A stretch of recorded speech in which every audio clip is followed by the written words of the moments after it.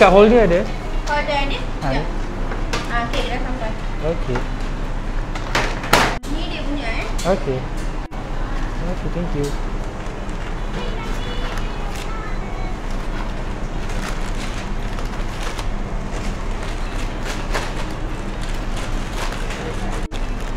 Okay, thank you. Thank you.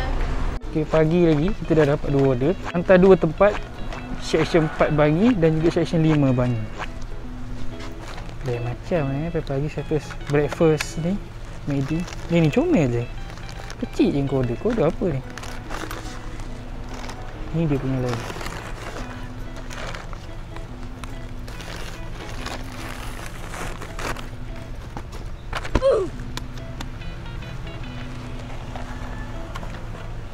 Yang pertama kita hantar section 5 Bangi.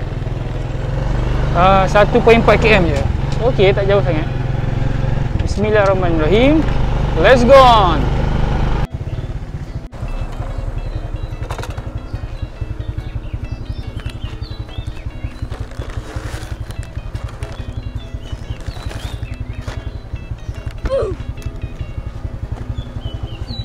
Ni kan? Sama. Okey, yang pertama kita dah hantar. Delivered. Nak ke order kedua, kita ke section 4 pula. 2 kilo je. Okey, tak jauh sangat. Pasapuri Jublin Perak. Ini bersenam sikit dah pagi-pagi. Aduh, tingkat 4 rumahnya. Tingkat 4. Assalamualaikum. Faiz Okey. Hai. RM7.20. Alhamdulillah. Untuk full order. Tapi dah berorder.